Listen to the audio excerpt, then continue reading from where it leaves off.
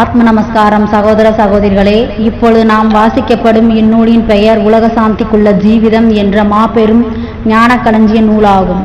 இந்நூலினை நாம் அனைவரும் ஞானமடைய வேண்டி கொடுத்த ஞான பெருந்தகை யார் என்றால் மெய் சிவலோக நாயகன் ஞானபிதா சுவாமி சிவானந்த பரமஹம்சர் ஆவார்.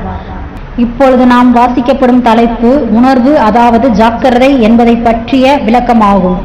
நாம் இப்பொழுது நித்திரையில் இருக்கிறோம், அதாவது மாயையில் ஆழ்ந்திருக்கிறோம். மாயையான நித்திரையில் காணுகின்ற கனவுதான் இவ்வுலகு.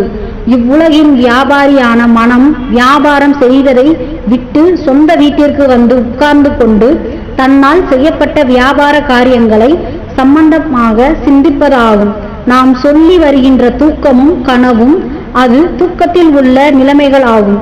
நித்திரை என்பது அறிவை அறியாமல் இருப்பதாகும். அறிவு பிரம்மமாகும். அதை அறியாமல் இருப்பது மாயை. எப்போது மாயையாய் இருக்கின்ற நித்திரை நீங்குகின்றதோ அப்போது உணர்வு உண்டாகும். அவ்வுணர்வே ஜாக்கிரதையாகும்.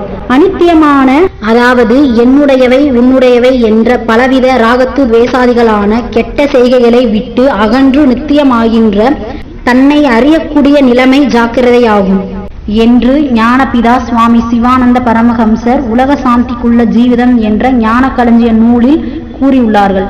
இப்பொழுது இந்த வீடியோ பதிவு முடிவுற்றது. ஆத்ம நமஸ்காரம் சகோதர சகோதரிகளே.